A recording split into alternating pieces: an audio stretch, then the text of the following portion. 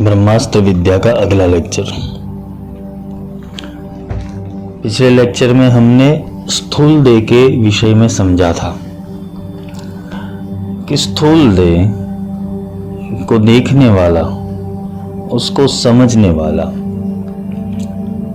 उसके अंदर रहने वाला वो आत्मा है। तो जिस देह से हमें लगाव है, जिस देह से सब जुड़ा हुआ है, जिसे माया कहते हैं, पर देह में जो रम रहा है, देह में जो अपने अस्तित्व को खोज रहा है, वो कोई और है। प्रश्न होते हैं तो जवाब आते हैं, बिना प्रश्न कोई उत्तर उपलब्ध नहीं है। ये आगम तंत्र है। आगम तंत्र के अंदर जब किसी शिष्य को प्रश्न होता है तो सामने गुरु की उपलब्धि होती है। हम शरीर नहीं है तो कौन है? अगर ये पंचभूतों का शरीर, जिससे पंचभूतों ने कुछ प्रतिशत अपने तत्वों का दान करके ये शरीर के अंदर जो रचना बनाई, हड्डियां, मांस, रुधिर, वीर्य, वायु, अग्नि, आकाश, ये सब तत्वों ने अपने एलिमेंट्स दिए, पर इसको चलाने वाला कौन है? क्योंकि स्थूल देह को किसी विशेष कार्य हेतु या तो कुछ संज्ञा मिलती है, कोई एक्शन के लिए उसको बोला जाता है, तभी स्थूल देह कार्य करता है।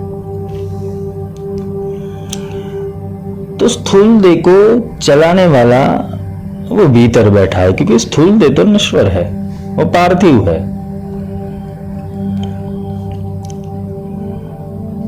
पंचभूतों का जो शरीर है वो किसकी आज्ञा से चल रहा है? वो बड़ा कैसे हो रहा है? उसको उसे भूख कैसे लगती है? उसे निंद्रा कैसे आती है? उसे थकान कैसे आती है? उसको एनर्जी कहां से मिल रही है? उसके संकल्प विकल्प कहां से बन रहे हैं? उसे कार्य करने हेतु तर्क कौन दे रहा है? ये दिमाग कौन चला रहा है? सबका उत्तर यही होगा, दिमाग तो हम ही चला रहे हैं। नहीं, दिमाग तुम नहीं चला रहे हो। अगर दिमाग तुम चला रहे होते तो तुम्हारा ये तर्क अभी तक लग जाना चाहिए था कि तुम कौन हो और तुम्हारा अस्तित्व क्या है। तुम्हें यहां मायाजाल के अंदर भ्रमना जो फैली हुई है, उसके अंदर आपको सिर्फ और सिर्फ भ्रमित किया जा रहा है। सत्य और असत्य दोनों उसके हैं। माया ने खुद का ही सत्य बनाया है, खुद का ही असत्य बनाया है। तुम किसी कर्म को करते हो, उसका फल विपरीत आता है तो तुम ये कहते हो कि ये कर्म ठीक नहीं है। अगर किसी कर्म को करने पर तुम्हें अच्छा फल मिलता है, पॉजिटिव रिजल्ट आते, तुम कहते हो ये अच्छा कर्म हो गया। सत्य और असत्य ये दोनों उसके हैं। ये दोनों प्रोग्राम हो चुके हैं और यही प्रोग्राम वश मनुष्य पूरी जिंदगी निकाल देता है। वो देह के अंतिम सत्य तक नहीं पहुंचता,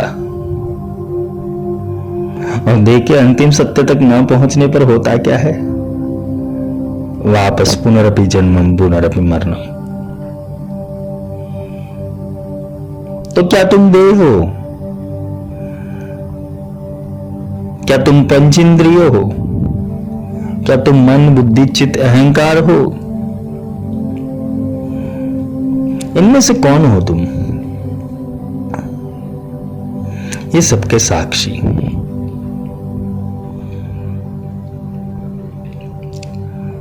देखने वाला, सुनने वाला, बोलने वाला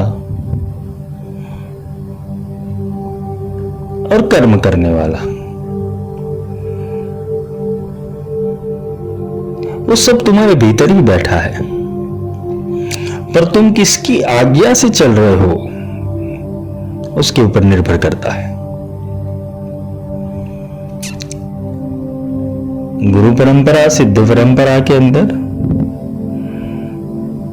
ये सिखाया जाता है।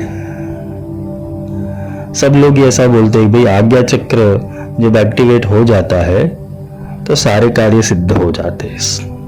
बहुत सारे ग्रंथों में भी लिखा है, तंत्रसार में भी लिखा हुआ है कि वहां संकल्प करने से सब कुछ अनायास सिद्ध हो जाता है।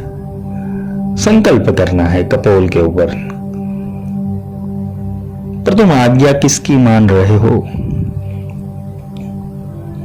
मन की या आत्मा की?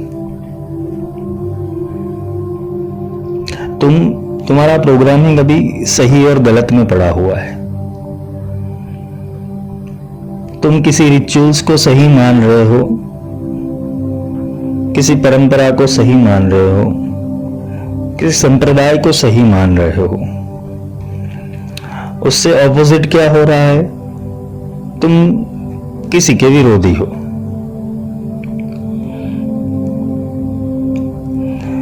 सत्य और असत्य का जो संगम है वो एक बिंदु के ऊपर आकर रह जाता है, जिसे आदि सत्य कहते हैं। और आदि सत्य वही आध्यात्म है। आदि आत्म विज्ञान, आत्मा का जो मूल स्वरूप है वहां तक जाने का विज्ञान, उसे आध्यात्मिक विज्ञान कहते हैं। शास्त्र तुम्हें निर्देश कर देगा, उपनिषद तुम्हें निर्देश करेंगे, वेद तुम्हें निर्देश करेंगे, पुराण तुम्हें निर्देश कर देगा, तंत्र भी तुम्हें निर्देश करेगा, लेकिन ले कौन जाएगा वहां पर? वहां का रास्ता तो अकेले चलने का है। वहां तक कोई ना साथी है ना संगी है। सोचो कि मृत्यु के बाद क्या होगा।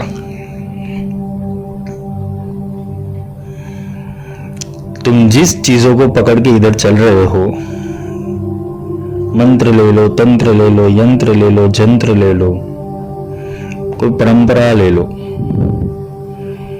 क्या मृत्यु के बाद तुम किस विधि से, किस परिकल्पना से या किस योग से तुम उससे जुड़ पाओगे?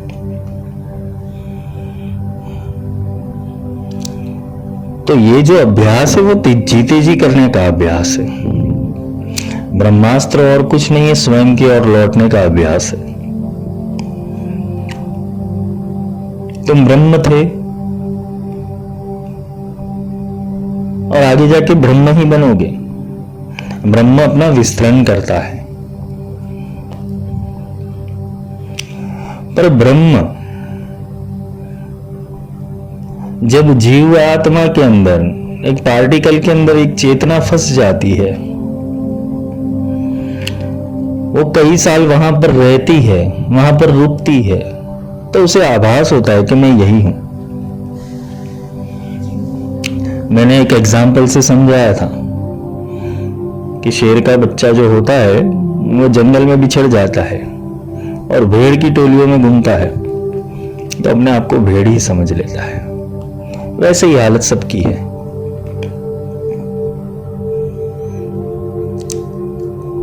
क्योंकि परम सत्य कुछ और है। क्योंकि आत्मा जहां से आया है वो पृथ्वी के ऊपर का तो प्राणी है ही नहीं। रही बात कि पृथ्वी तत्व बना, ये मेदिनी बनी, ये सृष्टि की जिसने परिकल्पना की, या सृष्टि की जिसने बोलते हैं ना कि इसके ऊपर प्रयोग हुए, पंच तत्वों से जो प्रयोग हुए, वहां तुम्हारा अस्तित्व तो था ही नहीं।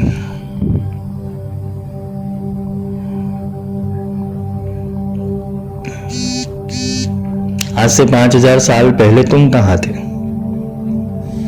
तुम द्वापर में क्या कर रहे थे? सतयुग में क्या कर रहे थे? तुम आने वाले युग के अंदर क्या करोगे? सोचो कि कोई तुम्हें कठपुतली की तरह नचा रहा है। अगर वो कठपुतली की तरह नचा रहा है, तुम नाच क्यों रहे हो? तुम किसी महान अस्तित्व की खोज में हो, जिसे परमात्मा कहते हो।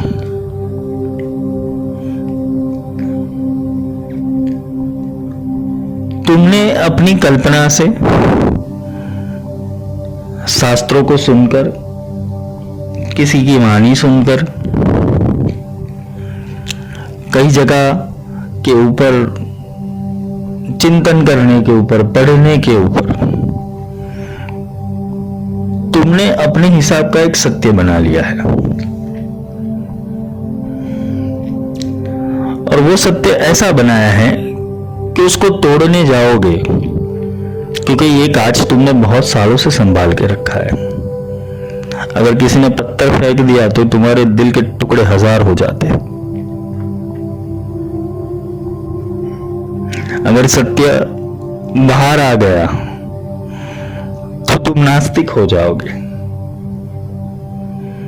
क्योंकि अंदर का जो तत्व है वो जागरूक होने पर किसी की मानने वाला नहीं है, ना वो कहीं रुकने वाला है। वो परमात्मा के अस्तित्व को जान जाएगा। और मन ने जो परमात्मा बनाया है, और मन ने जिस हिसाब से परमात्मा का वर्णन समझा है, सोचा है, सुना है, उस हिसाब के परमात्मा की जो मूर्ति है वो खंडित हो जाएगी।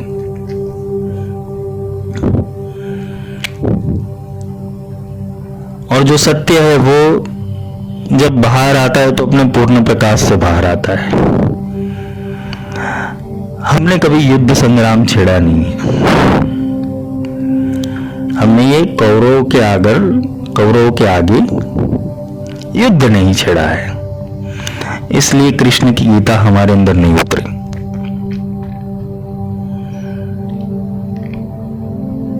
धर्म क्षेत्र कुरुक्षेत्र, कुरुक्षेत्र ये शरीर है,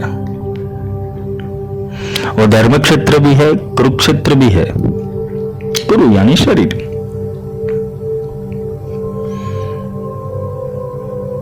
युद्ध छेड़ना पड़ेगा,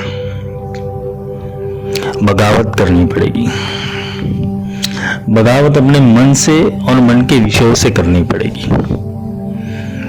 समाज में अगर बगावत करने जाओगे तो समाज के अंदर तो सब लोगों ने अपना परमात्मा बनाया हुआ है।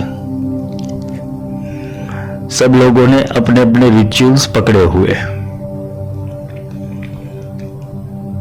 परम सत्य इस सबसे अलग है।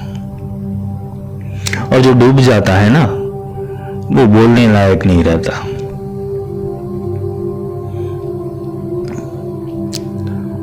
मैं सिर्फ समझा सकता हूं, निर्देश कर सकता हूं, तुम्हारे तर्क को जागृत कर सकता हूं।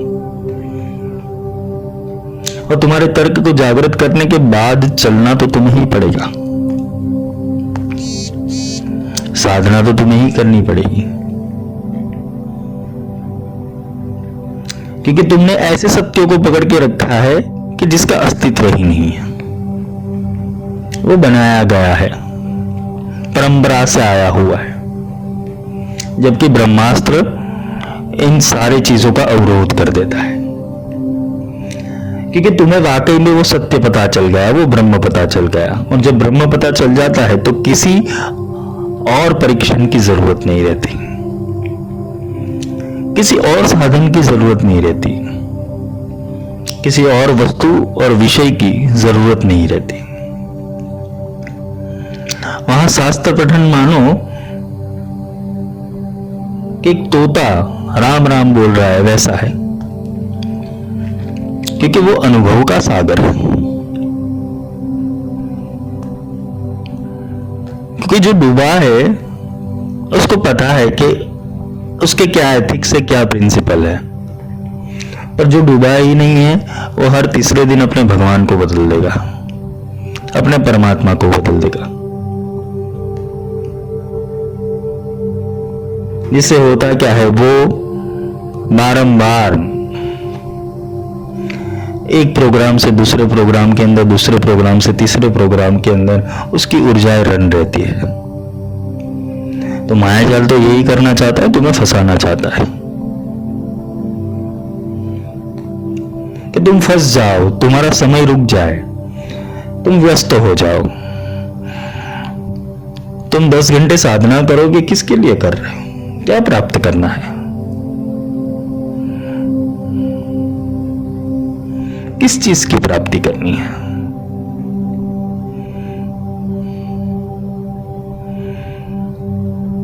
हाँ, सकाम भक्ति अलग है, सकाम साधना अलग है, पर जब बात आती है कि एक प्रोग्राम से दूसरे प्रोग्राम के अंदर, दूसरे प्रोग्राम से तीसरे प्रोग्राम के अंदर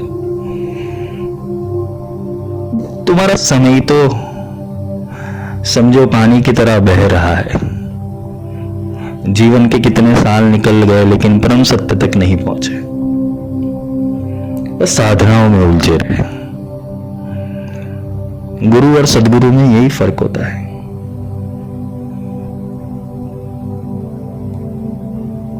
सदगुरु तत्व तुम्हें ये द्वंद्वों से मुक्त कर देगा और तुम्हें एक निश्चित साधना पथ के ऊपर ले जाएगा, जहां से तुम्हें आत्मज्ञान और आत्म जागृति मिलेगी। वहां तो ना तंत्र है, ना मंत्र है, ना कोई क्रिया है, ना योग है, ना धारणा है, ना ध्यान है, ना समाधि है। वो तो जागृत है, वो चेतन है, वो 24 घंटे हाजिर रहता है।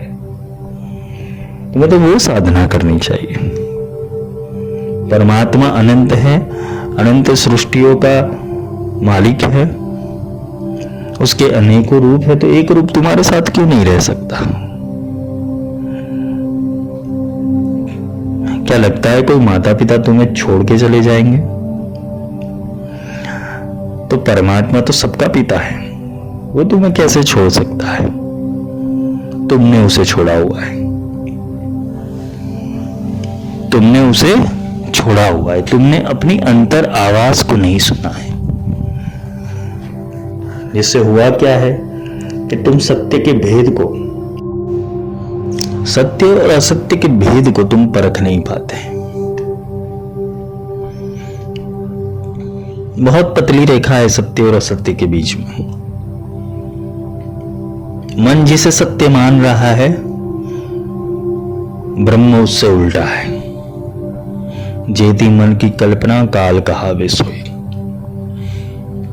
जो कल्पना में आता है, जो विचारों में आता है,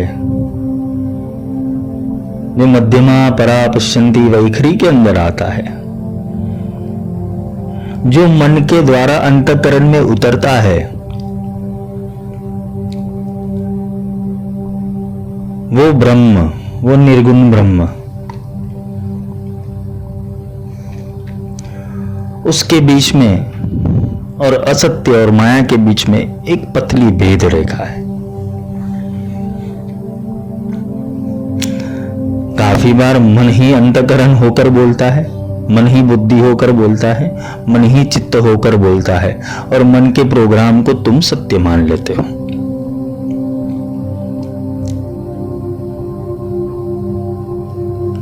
ये पंचभूत और कुछ नहीं, वो भी माया का एक प्रकार ही है। कुछ लोग पंचभूतों को साधने की सिद्धि करना चाहते हैं। पंचभूतों को सिद्ध कर लूं, पंच प्राणों को सिद्ध कर लूं।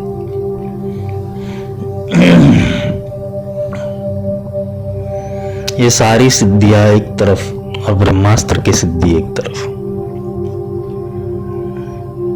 बगलामुखी यही सिखाती है, वाचम मुखम पदम स्तंभे सर्वदुष्टानाम। सर्वदुष्टानाम का अर्थ यही है कि सर्व प्रकार के द्वंद्वों से तुम मुक्त हो जाओ। वो वाचम मुखम पदम स्तंभे, वो वाचा ही बंद हो जाए जो मुझे विपरीत कर रही है, जो मुझे गलत दिशा में ले जा रही है, जो मुझे ब्रह्म की ओर नहीं किंतु माया की ओर ले जा रही है। तो अगर सामने अगर भगवान प्रकट हो जाए तो तुम मांगोगे क्या भगवान से? चलो देवी प्रकट हो गई तुम्हारे सामने,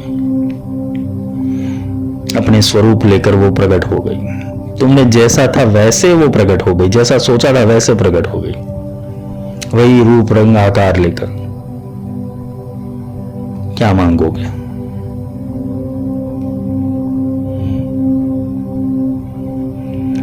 यही है कि हमें मांगने की प्रक्रिया नहीं आ रही, हमारे संकल्प सिद्धि इसलिए नहीं हो रहे कि हमें मांगने की प्रक्रिया नहीं आ रही। हमारे संकल्पों में कुछ कमियां हैं।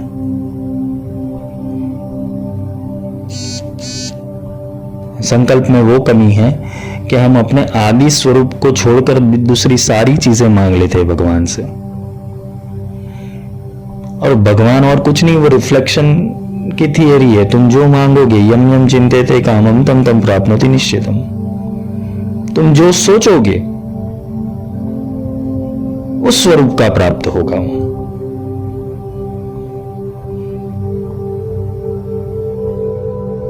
पर ये सोच कहां से आती है? ये सोच किसने बनाई? ये थिंकिंग कहां से आई? ये मन की रचना कैसे हो गई?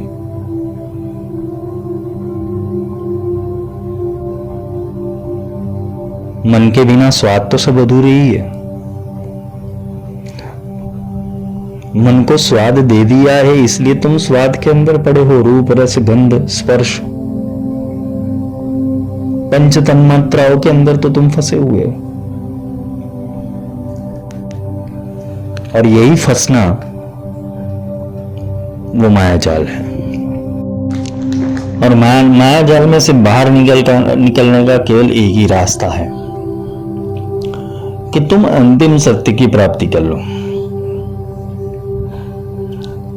जो आदि में था, जो मध्य में है और जो अंत में रहेगा। तुम चाहे बाइबल उठा लो, कुरान उठा लो, भगवद गीता उठा लो, वेद उठा लो, उपनिषद उठा लो, अंतिम सत्य की बात सबने की गई है। पर अंतिम सत्य तक जाने हेतु तुम्हें पहले जो भी सत्य बनाए हैं मन के अंदर वो सबको तोड़ना पड़ेगा, और वो तुम तोड़ने नहीं देते, तुम विरोध में आ जाते हो। तुम्हारा पात्र क्लीन नहीं करने देते, तुम्हारी धारणाओं को तोड़ने नहीं देते, पूर्व धारणाओं को पकड़ कर बैठे हो। कोई बोलेगा मुझे पिछले जन्म में जाके देखना है, कोई बोलेगा मुझे भविष्य में जाके देखना है, पर मैं तो ये सोचता हूं तुम वर्तमान में क्या हो वो तो सोचो पहले। भूत पिशाच निकट नहीं आवे, ये भूतकाल को ही निकट नहीं आने देना है। लोग जाते हैं पास्ट लाइफ रिग्रेशन करने के लिए। तुम्हारा रास्ता भविष्य है, तुम्हारा रास्ता वर्तमान से होकर भविष्य में जाना चाहिए कि तुम भूतकाल में वापस जाओगे।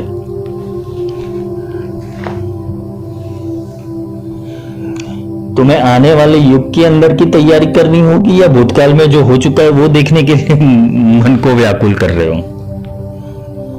ये मन की थियरी है कि मैं भूतकाल में कुछ था। तुम नहीं थे, देह था, संस्कार था, सूक्ष्म देह था, पंच प्राण थे वहां पर, मन और उसके संस्कार थे। तुम क्या करोगे देखकर? नहीं, मेरे को तो पास्ट लाइफ रिग्रेशन करना है, मेरे को देखना है मैं कौन था। तो एक काम करो, सारे जन्मों को छोड़ दो, तुम आदि में क्या थे उसका संकल्प लो, तो कुछ बात बने। क्योंकि जो आदि में था वो अभी तक तुम्हारे साथ तो है ही, इसलिए तुम जिंदा हो।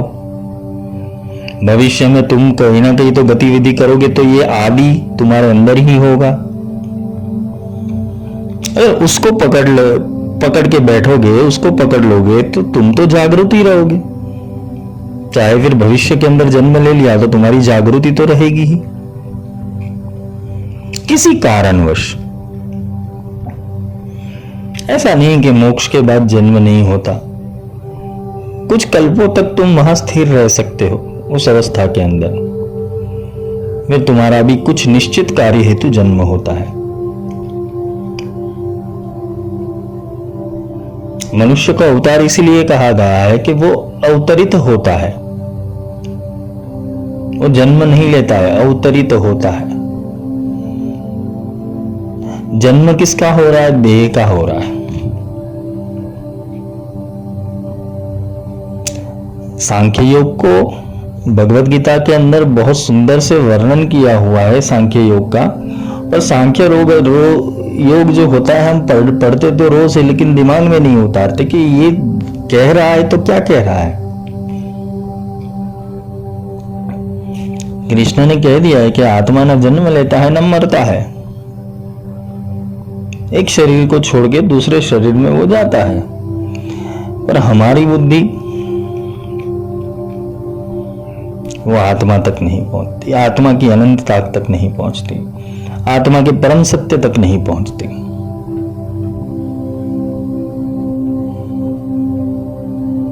बोध तक नहीं पहुंचती। और बोध को उपलब्ध होने वाला ही बुद्ध है।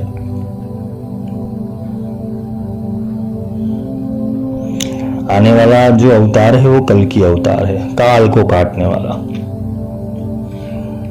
बहुत बड़ी आध्यात्मिक क्रांति आएगी उस समय के ऊपर। सब लोग काल से विपरीत होंगे, क्योंकि कल के अवतार वही समझाता है कि काल को काटो, काल का वध करो, समय का वध करो। समय के फैले हुए जो माया जाल है, समय से फैले हुए जो माया जाल है, उसका वध करो। ये जो कल्पना है उसका वध करो। तुम जागृत अवस्था के अंदर इस सृष्टि को एक स्वप्न की भांति अगर देख रहे हो तो तुम उसका वध कर सकते हो।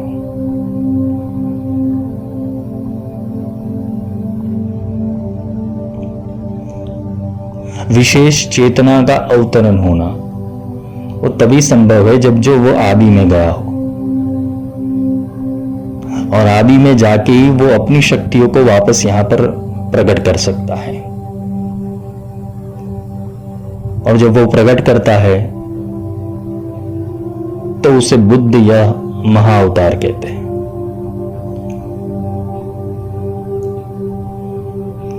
पर ये सारी चीजें समझने की जरूरत इसीलिए है कि जब तक हम सूक्ष्म में देखने की कोशिश नहीं करेंगे तब तक हमें माया उलझाती रहेगी। क्योंकि माया ने ऐसे ऐसे मन की अवस्था बनाई है, मन के विचारों की अवस्था बनाई है, वो किसी ना किसी घटनाक्रम के अंदर फंसी जाएगी। वो हमेशा के लिए मुक्त नहीं रहेगी, वो किसी ना किसी घटना में फंसती रहेगी। और जैसे ही वो घटना में फंस जाती है, माया जाल दूसरी, जिसे बोलते हैं ना कि वो गियर चेंज कर देती है। जैसे हम गाड़ी चलाते, फर्स्ट गियर के अंदर 20 की स्पीड आती है, सेकंड गियर के अंदर 40 की स्पीड आती है, फिर 60 की, ऐसे गियर चेंज करते करते स्पीड बढ़ती है। वैसे ही जब तुम किसी चीज के ऊपर सत्य का थप्पा लगा दोगे इस सृष्टि के अंदर, वो तुम्हारे मस्तिष्क के अंदर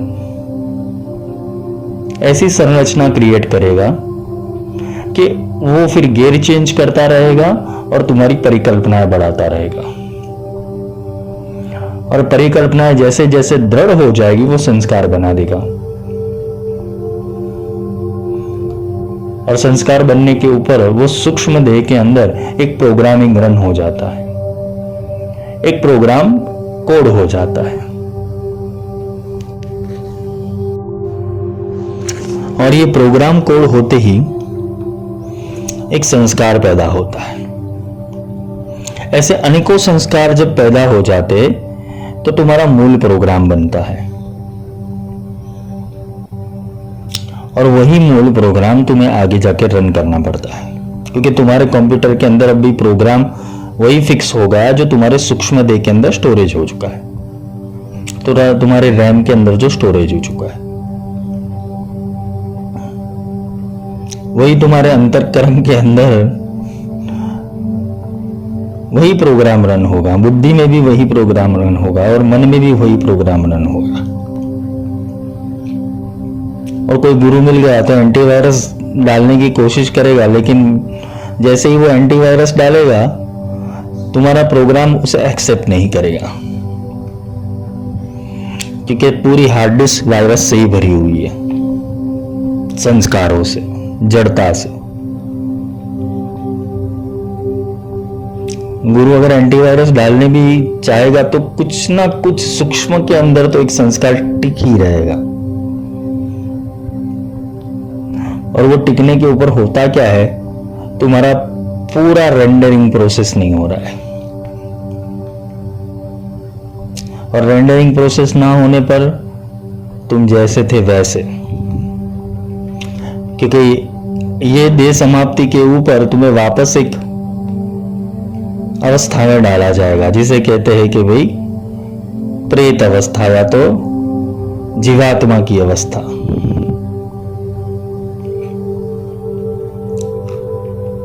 तुम जिस चेतना के अंदर अभी स्थिर हो वही चेतना को लेकर जन्मोगे, पर उसके ऊपर वापस ये योग माया असर कर देगी, तुम्हें सुला देगी।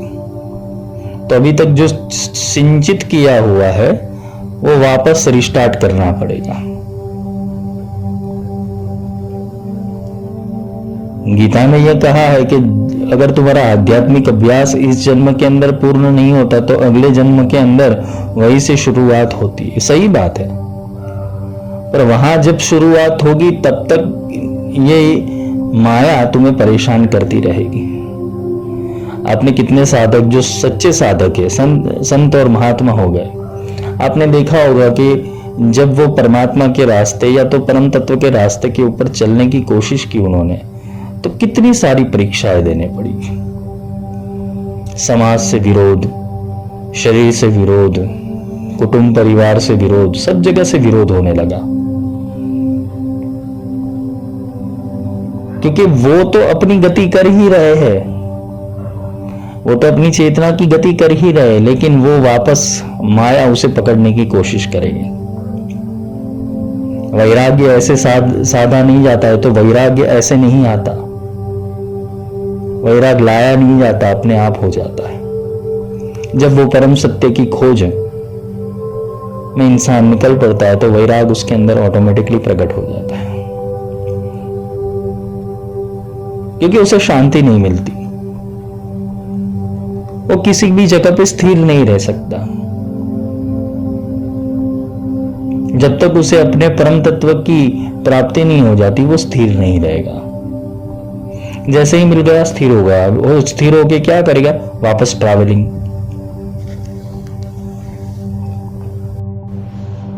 तो ये स्थिरता तुम्हें कौन प्रदान करेगा? बगलामुखी को स्तंभिनी विद्या बोला गया है। स्तंभिनी इसलिए कि तुम्हारा एक जगह के ऊपर स्थिर होना, मन का स्तंभन होना जरूरी है। मन की वाचम मुखम पदम, ये सबको स्तंभित होना जरूरी है। बगलामुखी मंत्र का रहस्य अगर समझने जाओगे तो बहुत बड़ा है। वाचम मुखम पदम स्तंभय, वाचा मुख सर्वदुष्टानाम, दुष्ट तो मन ही है अंदर, और सर्व प्रकार की दुष्ट वृत्तियों ये मन के अधीन ही है। वो सबकी वाचा, मन के सारी वाचा, मन के सारे विचार, वाचम मुखम पदम स्तंभ है, पहले रोक दो, स्तंभन कर दो, जिह्वान किलय, वो प्रोग्राम को ही नष्ट कर दो। बुद्धि विनाश है, जो दुर्बुद्धि है तुम्हारे भीतर, जो गलत प्रोग्रामिंग हो चुका है, वो दुर्बुद्धि का विनाश कर दो। हलिम ओम स्वाहा। तो स्तंभन मन को एक जगह रुकना पड़ेगा, एक जगह स्तंभित होना पड़ेगा, और जैसे ही वो स्तंभित होगा, वो परम सत्य के अंदर स्तंभित हो जाएगा, फिर उसका ट्रैवलिंग मूल चेतना की ओर आएगा। बगलामुखी को इसलिए मोक्ष प्रदाता बोला गया है। इसे ब्रह्मास्त्र विद्या ऐसे ही नहीं कहा है, वो ब्रह्म क्या कहना चाहता है वो समझाती है।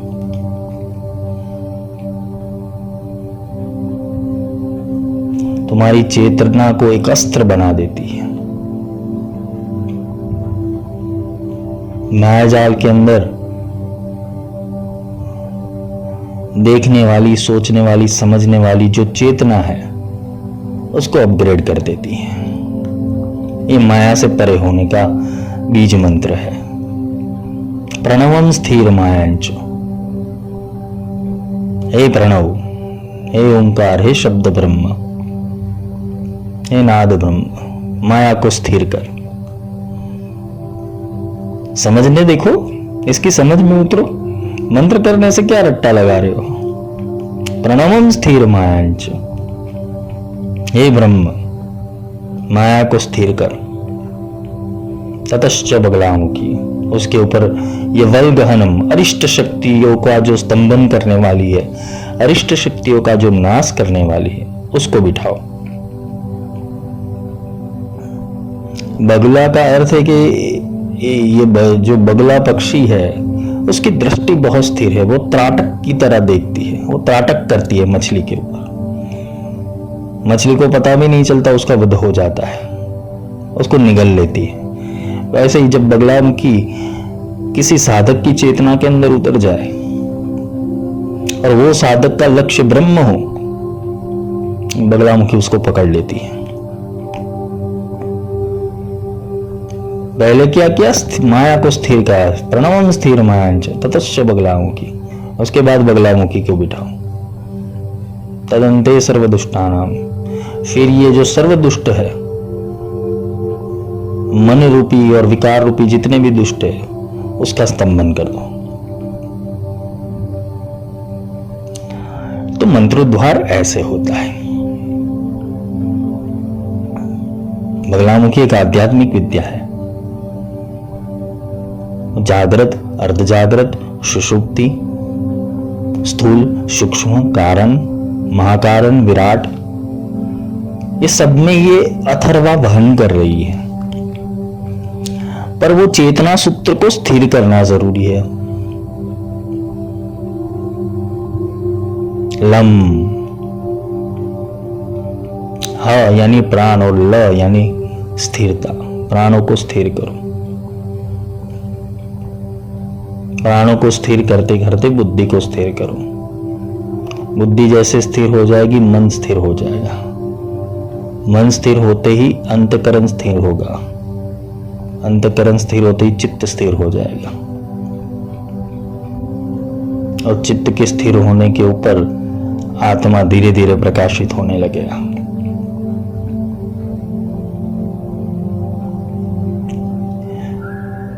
गलहन ब्रह्मास्त्र विद्या के अंदर सूक्ष्म देह के विषय में समझेंगे, उनके पंच तत्वों के बारे में समझेंगे कि वो क्या कहना चाहते। फिर उससे आगे हम दृष्टा और साक्षी भाव के ऊपर जाएंगे, क्योंकि ये विषय लंबा है और इसका ज्ञान,